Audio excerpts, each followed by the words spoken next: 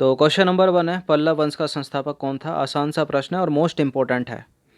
पल्लव वंश का संस्थापक कौन था, जल्दी से बता दीजिए। महेंद्र वर्मन नहीं था, नरसिंह वर्मन नहीं था, राज सिंह नहीं है, यह है सिंह विष्णु। कौन है? सिंह विष्णु। तो देखिए, पल्लव वंश का संस्थापक सिंह विष्णु था और इसके बाद महेंद्र वर्मन आता है। महेंद्र वर्मन के बाद नरसिंह वर्मन प्रथम, नरसिंह वर्मन प्रथम के बाद महेंद्र वर्मन द्वितीय, फिर राज सिंह आदि शासक हुए। इनको सीक्वेंस में लगाने के लिए पूछ सकता है एग्जामिनर। दूसरा प्रश्न है, निम्नलिखित में से किस चोल शासक ने पांड्य तथा श्रीलंका की संयुक्त सेनाओं को पराजित किया। किसने किया पांड्य तथा श्रीलंका की संयुक्त सेनाओं को पराजित? परातंग ने किया। किसने किया? परातंग ने। तो देखिए, आदित्य प्रथम के उत्तराधिकारी परातंग ने अपने पिता की साम्राज्यवादी नीति को आगे बढ़ाया और पांड्य नरेश ने परातंग के भय से श्रीलंका से सहायता मांगी। 915 ईस्वी में परातंग ने बेलूर के युद्ध में पांड्य तथा श्रीलंका की संयुक्त सेनाओं को पराजित किया। दक्षिण भारत की राजनीति में श्रीलंका के इस हस्तक्षेप के कारण चोलों एवं श्रीलंका के मध्य एक लंबे संघर्ष की शुरुआत हुई। क्वेश्चन नंबर 3 है, निम्नलिखित में से किस युद्ध में चोलों को राष्ट्रकूटों से हार का सामना करना पड़ा था। किस युद्ध में चोलों को राष्ट्रकूटों से हार का सामना करना पड़ा था? तकोल्लम के युद्ध में। किस युद्ध में? तकोल्लम के युद्ध में। तो देखिए, 949 ईस्वी में राष्ट्रकूट और चोलों के मध्य तकोल्लम का युद्ध हुआ, जिसमें चोल पराजित हुए। इस युद्ध में चोलों का नेतृत्व परातंग प्रथम ने किया था। हराया किसने? राष्ट्रकूटों ने। कवि कालिदास के नाम का उल्लेख हमें किस अभिलेख में मिलता है? यह प्रश्न है वेरी इंपॉर्टेंट। किस अभिलेख में मिलता है? और 50 बार पूछा होगा परीक्षाओं में। हाथी गुफा में नहीं मिलता, गिरनार में नहीं मिलता, इलाहाबाद में नहीं मिलता, ये मिलता है ऐहोल अभिलेख में। तो देखिए, ऐहोल अभिलेख बादामी के प्रतापी राजा पुलकेशन द्वितीय के विषय में जानने का एक महत्वपूर्ण स्रोत है। इस लेख की जो भाषा है वो संस्कृत भाषा है और इसे रवि कीर्ति ने लिखा है। ऐहोल प्रशस्ति के अंत में रवि कीर्ति ने दावा किया है कि उसने इसे लिखकर कालिदास तथा भारवी के समान यश प्राप्त किया। इस प्रकार कालिदास के नाम का उल्लेख इस अभिलेख में मिलता है। किस में मिलता है? ऐहोल अभिलेख में। क्वेश्चन नंबर 5 है, निम्नलिखित में से किसके शासनकाल में प्रायः महिलाओं को उच्च पदों पर नियुक्त किया जाता था। महिलाओं को उच्च पदों पर नियुक्त किया जाता था किसके शासनकाल में? चालुक्यों के शासनकाल में। तो देखिए, चालुक्यों की राजधानी थी बातापी मतलब बादामी और इसका संस्थापक पुलकेशिन प्रथम को माना जाता है। इस काल में महिलाओं को उच्च पदों पर नियुक्त किया जाता था। मोस्ट इंपॉर्टेंट है प्रश्न। नरकेसरी की उपाधि किस चोल शासक ने धारण की थी, बताइए। नरकेसरी की उपाधि जिस चोल शासक ने धारण की थी उसका नाम है विजयालय। किसने धारण की थी? विजयालय ने। तो देखिए, चोलों का उत्थान विजयालय से प्रारंभ होता है। उसने तंजौर पर अधिकार करके नरकेसरी की उपाधि धारण की। उल्लेखनीय है कि पल्लव पांड्य संघर्ष में पल्लवों का साथ देकर विजयालय ने अपनी स्थिति सुदृढ़ की थी। क्वेश्चन नंबर 7 है, क्या कारण है कि अफ्रीका में सोना, हीरा, टिन, यूरेनियम, तांबे के विशाल भंडार होने के बावजूद इसकी गिनती गरीब देशों में होती है? तो देखिए, तीन ऑप्शन है, क्या इनमें से कोई कारण हो सकता है? तकनीकी के अभाव में इनका दोहन नहीं हो रहा है, और लोहे तथा कोयले का उत्पादन कम होना, और यहाँ के लोग प्रकृति प्रेमी हैं। अच्छा, इस तरह के स्टेटमेंट जो है, यहाँ के लोग प्रकृति प्रेमी, ये 5% सही हो पाते हैं बस। आगे 95% ये गलत ही होते हैं, मतलब कट ही जाते हैं। तो यहाँ पर भी गलत है। ये गलत है तो थर्ड को एलिमिनेट कर दीजिए, ये तो हो नहीं सकता। अब बाकी तकनीकी के अभाव में इनका दोहन नहीं हो रहा है, बिल्कुल टेक्निकल लग रहा है। और लोहे तथा मतलब कंठस्थ लग रहा है, लोहे तथा कोयले का उत्पादन भी कम हो रहा, ये भी सही है। तो दोनों सही हैं, केवल 1 और 2 सही हो जाएगा, इसका बी हो जाएगा। तो अफ्रीका महाद्वीप में विभिन्न खनिजों का भंडार होने के बावजूद यहाँ तकनीकी अभाव के कारण इनका दोहन नहीं हो पा रहा है, इसलिए पहला सही है। और यहाँ लौह अयस्क तथा कोयले का उत्पादन कम है, इसलिए लौह तथा इस्पात उद्योग भी विकसित अवस्था में नहीं है, इसलिए दूसरा भी सही है। लोगों का प्रकृति प्रेमी होना अफ्रीका की गरीबी का कारण नहीं है। क्वेश्चन नंबर 8 है, निम्नलिखित कथनों पर विचार कीजिए। कालाहारी तथा सहारा मरुस्थल में आबादी नहीं पाई जाती और दक्षिणी सूडान 9 जुलाई 2011 को नए राष्ट्र के रूप में अस्तित्व में आया। बंटू जनजाति जायरे में निवास करती है। जायरे या कंगो जो है ना, वो अफ्रीका जो इक्वेटर है, भूमध्य रेखा, उसको 2 बार काटती है। बहुत पूछते हैं प्रश्न। अब बताइए कौन सा सही है इसमें। देखिए पहला तो कुछ कुछ लग रहा होगा आपको, दूसरा बाउंसर जा रहा होगा, तीसरा भी बाउंसर जा रहा होगा। तो यहाँ पहला करेक्ट है, कालाहारी डेजर्ट और सहारा डेजर्ट में आबादी जो है वो जनशून्य है। और दक्षिणी सूडान 9 जुलाई 2011 को नए राष्ट्र के रूप में अस्तित्व में आया और बंटू जनजाति जायरे में निवास करती है। सारे के सारे करेक्ट हैं, डी हो जाएगा इसका उत्तर। तो देखिए उपरोक्त सभी कथन सत्य हैं। कालाहारी तथा सहारा मरुस्थल जो है वो जनशून्य है। दक्षिणी सूडान 9 जुलाई 2011 को नए राष्ट्र के रूप में अस्तित्व में आया था। यह यूएनओ का 193वां सदस्य है और जायरे पर पहले बेल्जियम का शासन था।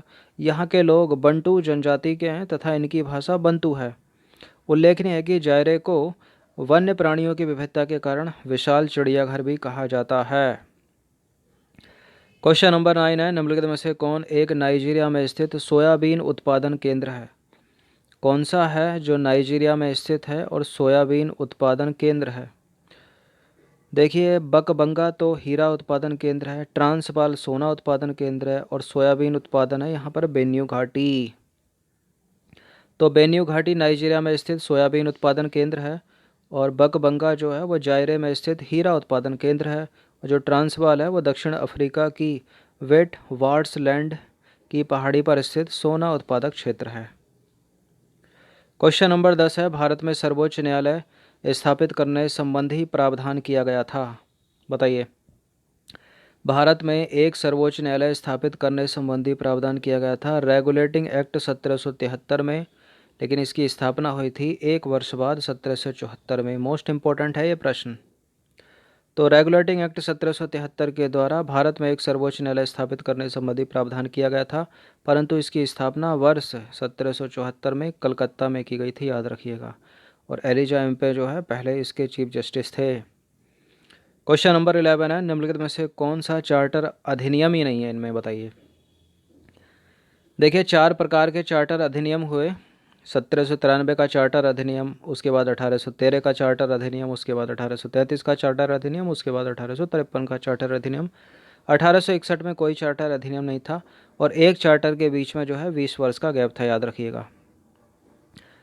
तो 1786 एवं 1757 के बीच ब्रिटिश संसद ने कंपनी के मामले में 4 प्रमुख चार्टर अधिनियम पारित किए। 1793 चार्टर अधिनियम, 1813 का अधिनियम चार्टर अधिनियम, 1833 का चार्टर अधिनियम और 1853 का चार्टर अधिनियम। उपरोक्त चार्टर अधिनियम 20-20 वर्ष के अंतराल पर पारित किए गए। इन्हें चार्टर अधिनियम इसलिए कहा जाता है क्योंकि इन अधिनियमों के द्वारा कंपनी की आज्ञा पत्र अवधि बढ़ाने के साथ साथ कंपनी के अधिकार, कंपनी एवं सरकार के बीच संबंध, कंपनी के भारतीय प्रशासन में समय समय पर महत्वपूर्ण बदलाव किए गए। क्वेश्चन नंबर 12 है, बोर्ड ऑफ कंट्रोल नामक एक निकाय का गठन किया गया। किसके तहत किया गया? बोर्ड ऑफ कंट्रोल नामक पिट्स इंडिया एक्ट 1784 के तहत। किसके तहत? पिट्स इंडिया एक्ट 1784 के तहत। तो देखिए पिट्स इंडिया एक्ट 1784 के तहत राजनीतिक कार्यों के प्रबंधन के लिए ब्रिटिश संसद द्वारा नियंत्रण मंडल जिसको बोलते हैं बोर्ड ऑफ कंट्रोल नामक एक नए निकाय का गठन किया गया। बाकी 1809 के अधिनियम को मार्लेमिंटो अधिनियम कहते हैं और 1919 के अधिनियम को मोंटेग्यू चेम्सफोर्ड रिफॉर्म कहते हैं। ये सीधे सीधे पूछ लिया जाता है। देखिए बाहर से हल्का फुल्का नॉइस आ सकता है, पता नहीं ये लोग क्या क्या करते रहते हैं। क्वेश्चन नंबर 13 है, निम्नलिखित में से कौन सा कथन असत्य है? कौन सा गलत है मतलब इनमें? 1813 के चार्टर एक्ट के तहत ईसाई मिशनरियों को भारत में कार्य करने की अनुमति प्रदान की गई। 1813 के चार्टर एक्ट के द्वारा भारत में कंपनी के व्यापारिक एकाधिकार को पूर्णतः समाप्त कर दिया गया। देखिए पहला तो करेक्ट है और दूसरा यहीं पकड़ा गया, पूर्णतः समाप्त नहीं किया गया था। मतलब चाय पर एकाधिकार तो बना रहा था ना कंपनी का, तो इसलिए गलत है दूसरा, यही अपना आंसर है। बाकी 1813 के चार्टर एक्ट के द्वारा गवर्नर जनरल की परिषद में चौथे सदस्य के रूप में विधि सदस्य नियुक्त किया गया, ये करेक्ट है। और 1833 के चार्टर एक्ट के द्वारा बंगाल के गवर्नर जनरल को भारत का गवर्नर जनरल बना दिया गया, ये भी करेक्ट है।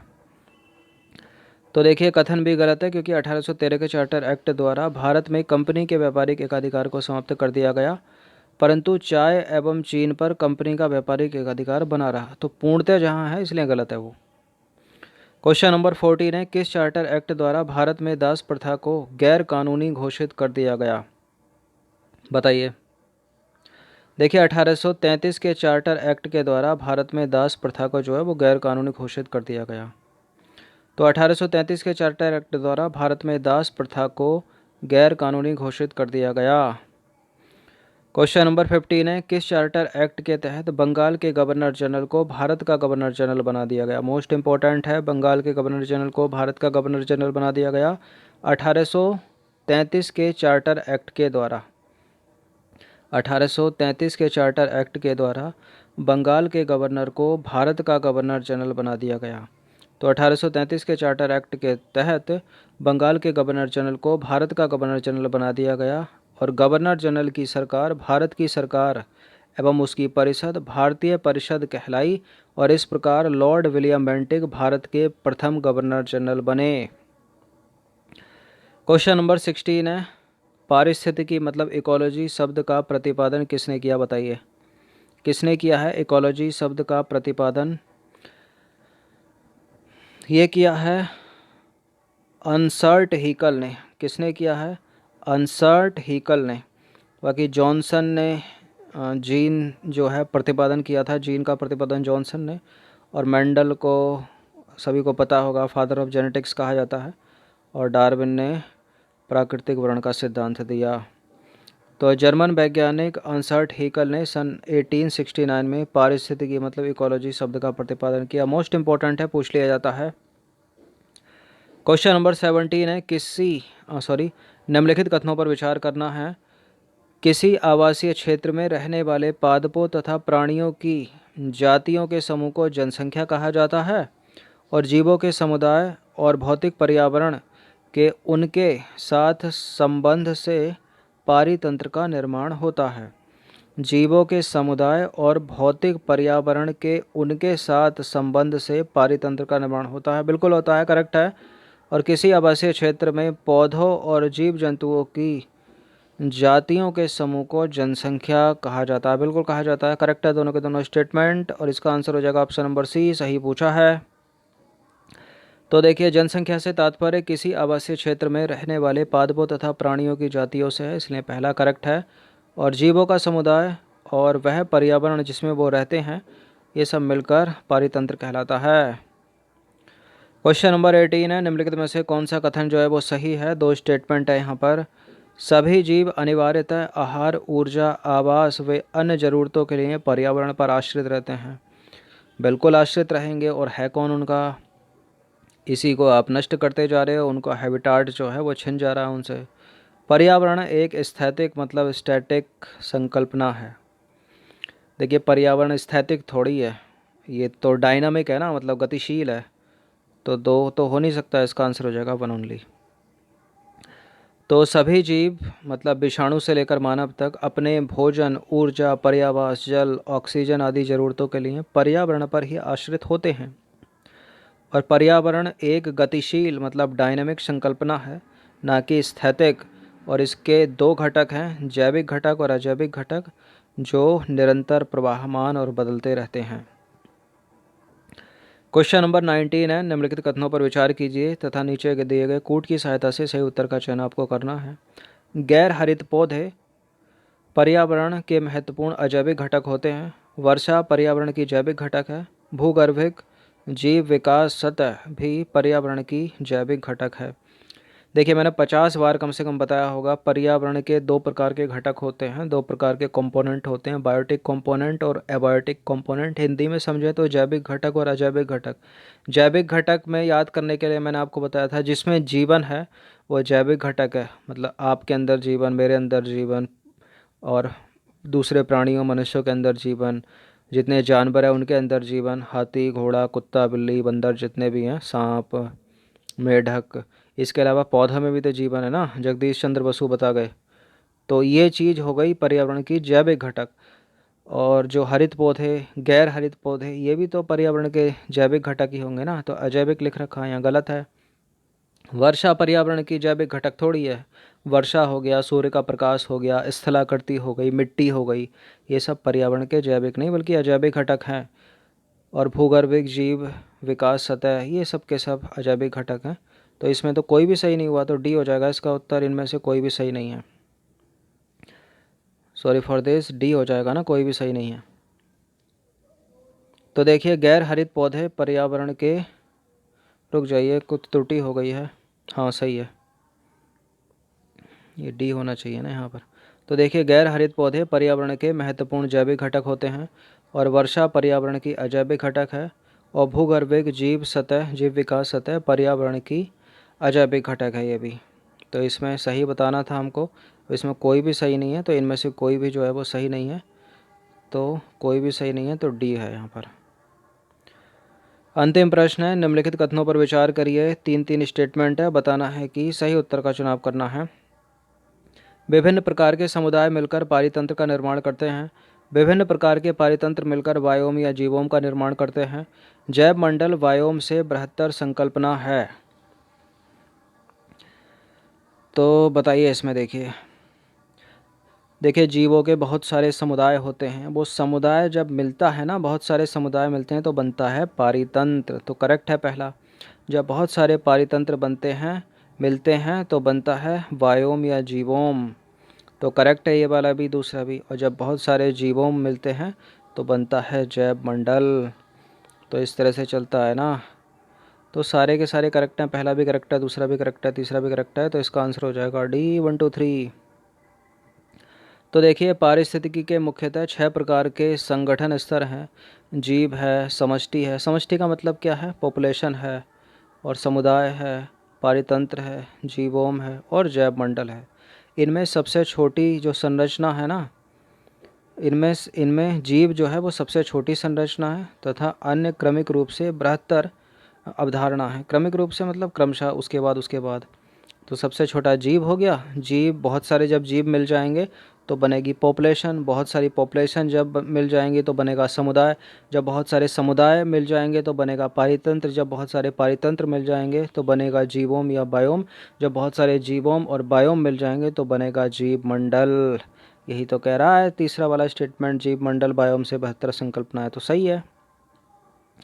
तो देखिए पारितंत्र का निर्माण विभिन्न प्रकार के समुदायों के संयोजन से हुआ है, इसलिए पहला करेक्ट है। और बायोम विभिन्न प्रकार के पारितंत्रों के मिलने से बना है, इसलिए दूसरा भी करेक्ट है। और किसी पारिस्थितिक तंत्र में जैव मंडल सबसे बड़ा होता है, ये भी करेक्ट है। तो भाई 20 प्रश्न थे, इंपॉर्टेंट थे, अच्छे से इनका रिवीजन करते रहना और इनका जो है फेरबदल कर दिया जाएगा। जैसे इस बार पारिस्थितिकी ऐड कर दी, अगली बार करंट अफेयर्स ऐड कर देंगे उस टेस्ट में, उसमें उसके अगले बार क्या होगा, जनसंख्या के प्रश्नों को ऐड कर दिया जाएगा, इकोनॉमी के प्रश्नों को ऐड कर दिया जाएगा। तो टेस्ट देखने के लिए धन्यवाद। इसकी प्लेलिस्ट बना रखी है,